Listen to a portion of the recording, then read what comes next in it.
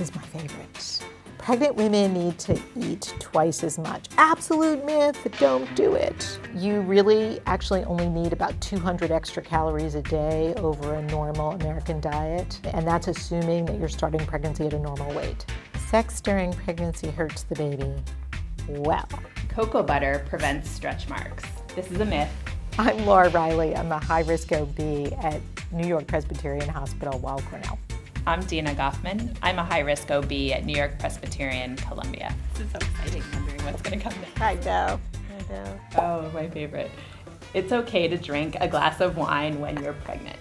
We know that the recommendation in pregnancy is that you really should not consume any alcohol. Unfortunately, there is no safe amount of alcohol nor a safe time in pregnancy when we can be sure that alcohol won't affect a developing fetus. Also, I think it's important to add that we don't think it's safe to drink while you're breastfeeding either, because the alcohol does get into breast milk. And as Dr. Goffman said, we don't know what the safe amount is, and that safe amount may actually change for different women.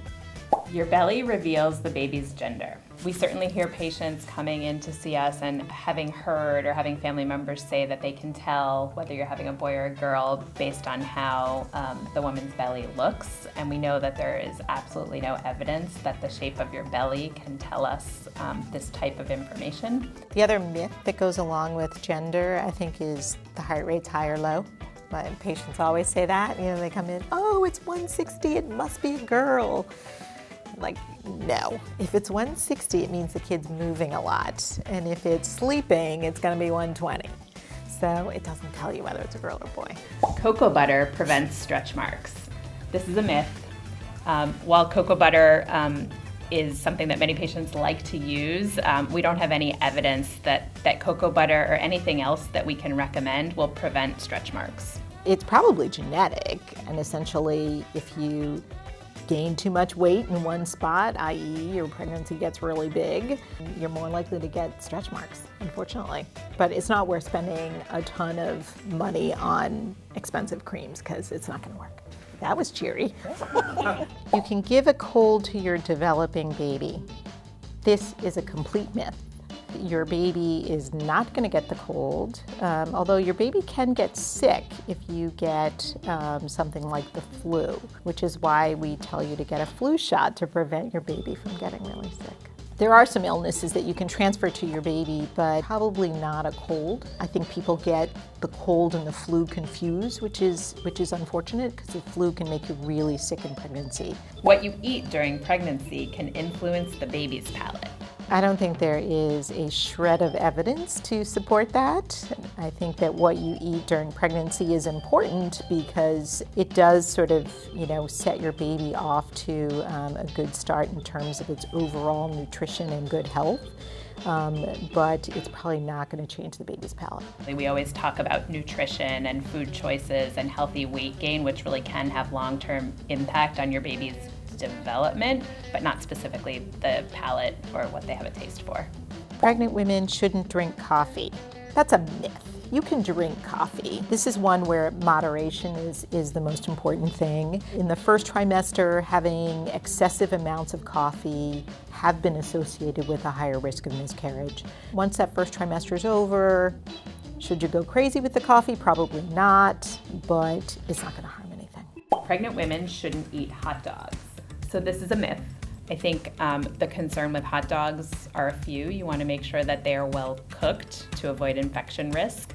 And there used to be a fair amount of conversation about the amount of nitrites in hot dogs, but I think the evidence suggests that unless you're eating really excessive amounts of hot dogs, that it's probably okay to enjoy one. I think there are probably things better than hot dogs to eat nutritionally, but I think if people enjoy one once in a while, I don't have a problem with it.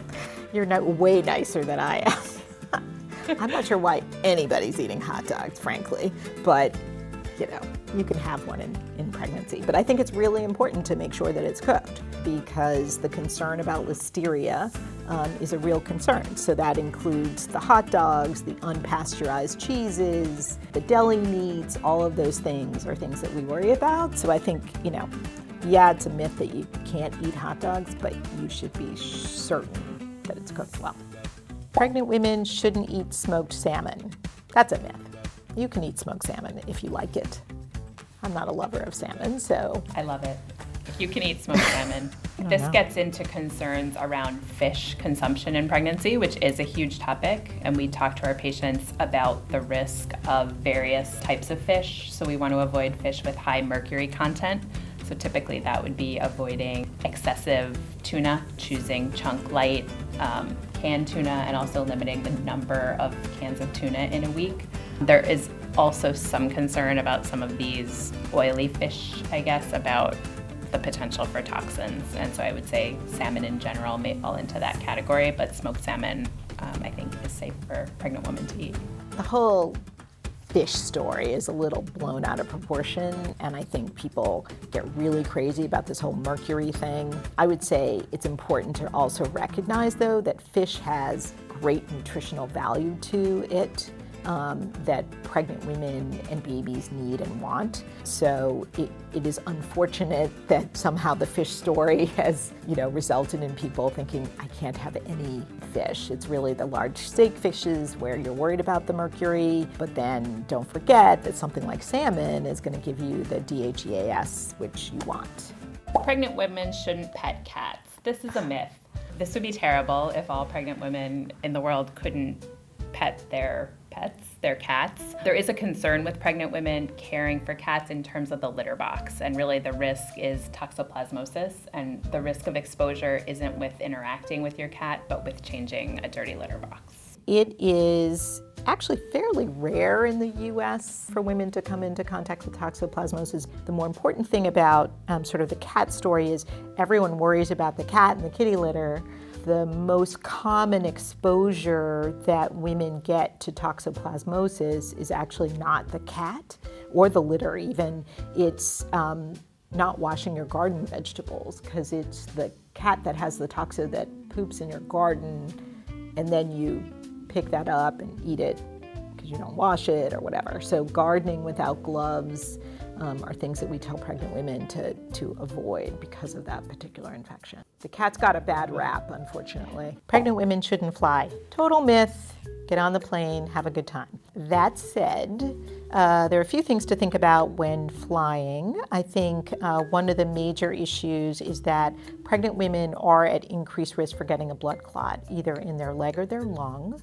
When you fly, the air is dry. You're also more likely just to be sitting for a prolonged period of time, and that just further increases your risk for getting a blood clot. So I always tell pregnant women, be happy, go ahead, go on those trips, but you should hydrate before you go. You should wear support hose, or at least running tights or something that gives you a little bit of support in your legs. You should get up and walk around every hour or so. People worry about the air pressure, which makes no sense because it's a pressurized cabin. That doesn't do anything. You're not going to break your water. And they also worry about going through the screener, right? Everybody's worried about the radiation going through the screener, but in fact, the radiation exposure is actually higher when you're in the sky in the plane than it is when you're walking quickly through the security. Exercise during pregnancy can strangle the baby. This is a myth. Exercise is actually strongly recommended during pregnancy. All of our professional organizations, all of us as providers, talk to patients about maintaining physical activity, maintaining exercise throughout the pregnancy, really unless there's a medical situation that comes up that changes those recommendations. So exercise is not dangerous, and in fact, the opposite. It's really important. I think also this whole strangling thing comes from this crazy nonsense that if you get yourself into certain yoga positions, your baby can strangle itself. You don't have any control over the position your baby gets into. The baby is floating in a pool of water, and it doesn't matter whether you're doing a headstand or you're just chilling. Sex during pregnancy hurts the baby. Well, that's a big myth, and it also helps to understand sort of the anatomy a little bit. I think this is where patients get a little bit confused. The baby is floating inside a pool of water, a big balloon bag, and that balloon bag is surrounded by thick muscle, which is the uterus, surrounds the entire bag, and has actually a thicker portion at the bottom. So there's just no way that sex is gonna get even near the baby. Dyeing your hair is harmful for the baby. This is another big myth, and we get phone calls about it, lots of questions. There is no evidence, and again, we keep coming back to evidence because it's what we look to as your physicians, and there really is no evidence out there that the things that we use for hair dyeing reach the baby or have the potential to cause harm. The other thing about the hair dye, frankly, I tell people, if it's gonna make you feel better, that's really important. Because for a lot of us, how we look and how we present ourselves really has a lot to do with our psychological state, and you want that to be as healthy as possible during pregnancy. There are simple tricks to overcome morning sickness. I think that that's a myth in the sense that none of those things are probably simple, but I think there are ways to sort of decrease the painfulness of morning sickness. The first thing is that the morning sickness can last all day, so the whole morning thing is a myth in and of itself. But that said, some of the things that you can do to help it, try and start the day with something really simple like soda crackers the minute you get out of bed, saltines, something really bland. Stay away from the smells. The smells are going to make you sicker. I think the biggest thing that I've learned over the course of my career and had personal involvement with this one is we tell people to stay hydrated, and so they go after the water bottle and stay away from the water. The water makes you sick. I don't understand it, but it makes you sick. So what I tell patients is put everything over crushed ice. That way you'll get the water, but you're not actually drinking it and gulping air as you're drinking out of a water bottle. The things that I would put over ice, I would say lemonade, ginger ale, letting some of the fizz out will help as well. Lemon popsicles, lemon slush, lemon Italian ice. The reason I say lemon is because lemon helps cut the nausea as well. I think the other critical thing for morning sickness is it's important to go out every day. I think sometimes what happens is you feel a little bit nauseous, then you feel worse, then you start to feel depressed, and then you can't get yourself moving because you're tired. And that's the worst thing you can do, is to sort of give into it. I think it's important to get outside, walk around, even if it's just down the block and back. C-sections are always necessary for breech births. So this is a myth, although I think most of us think C-sections are the most common and the safest way to deliver a singleton, so a single baby in labor, especially at term. So there are certainly situations that we need to be able to individualize for. Often we'll talk to patients with twins. If the second twin is breech, that may be a great option for them. And I think there are rare situations where a woman comes in labor where we may recommend and or support a vaginal breech delivery for a singleton. I think in order to support a vaginal breech delivery, you need to have a provider who has experience doing that. And you know, the reality is that in the US, the number of providers that are able to do this safely is definitely diminishing, almost to none. I think the other option, though, which I think we should put out there on the table, is aversion, which is if you know the baby is breech and you're at term, is coming in for a procedure where we, under ultrasound guidance, turn the baby to head down. If you sit all day, you'll have a breech baby. Total myth. If you sit all day, you'll gain a lot of weight and you'll have back pain, but your baby will do whatever your baby is going to do. Most babies are not breech at full term, so only about like 3% of babies are going to be breech at full term. Those babies are going to turn multiple times until they get to around 36 or 37 weeks, and so it has nothing to do with whether you're running a marathon or you're sitting on your bottom. Pregnant women should sleep on their left side. I think pregnant women should sleep how they're comfortable, although we know that women, as they get more pregnant into the second and certainly in the third trimester, may not be able to sleep flat on their back. And that's because as the pregnancy grows, the fetus grows, the uterus grows, the weight that the uterus will put on your blood vessels and some other structures may make that really uncomfortable and not ideal for the baby. So women can sleep on their left side, they can sleep on their right side, they can sleep on their back tilted a little bit, but we usually aren't so strict as to say left side only. I think people worry that, oh my gosh, I woke up and I'm flat on my back. Did I kill my baby? You didn't kill your baby. If you Sleep, flat on your back, as Dr. Goffman said. The structure we're most worried about is the inferior vena cava, so it's this big blood vessel bringing blood back up to your heart and your head, and most people are going to get really nauseous, right? And lightheaded and feel weird, and so you'll naturally turn. So you don't have to wake yourself up to do it. Your hair and skin look better when you're pregnant. I wish. Your hair might look better, I guess. Your skin probably won't necessarily look better. Some women say they glow. I think that they're dreaming. Unfortunately, the high progesterone levels that you get when you're pregnant to support the pregnancy actually can really bring out acne that you haven't seen since you were 13 years old. And all the expensive creams in the world are not going to fix that. So I wouldn't suggest that you spend your money on it. Pregnant women get flexible. We recognize there are lots of changes going on in women's bodies when they're pregnant, but I wouldn't say that getting flexible is one of them. There are certain things that happen in terms of your posture, how you stand, and definitely some relaxation of different parts of your body to prepare your pelvis to be able to have a vaginal birth. But I don't think that sort of traditional flexibility is what we typically see. Eating spicy foods will induce labor.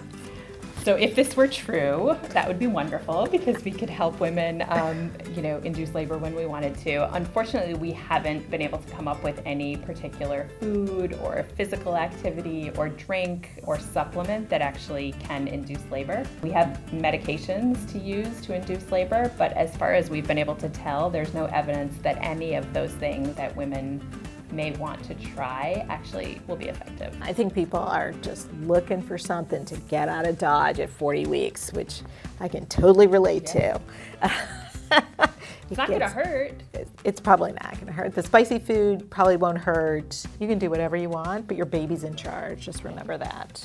Yoga can induce labor. We think there are a lot of benefits to potentially doing yoga and participating in pregnancy, but inducing labor isn't one of them. Certainly more women are using yoga, which may help with relaxation, may help with stress relief, may help with stretching. And so I think there are a lot of reasons why yoga may be a great thing to participate in, but there's no evidence that it induces labor. If only. Yoga makes labor smoother. I think overall, exercise probably gives you a better labor in the sense that it is usually more efficient, but yoga itself not necessarily making it smoother. There are some things about yoga that are similar to other labor preparation or childbirth preparation things, right? Breathing, mindfulness, I think are similar to some childbirth preparation things. So I think in that sense, some of those things may help you to be more centered, be able to focus, be able to use some of those strategies to help, but certainly not make labor itself smoother. Natural births are better. So this is a myth. There are certainly women who spend time thinking about what they'd like their birth experience to be like, and I think for some women, natural birth, and the way we think about that is usually birth without pain medication, and for some women, this may be a wonderful experience.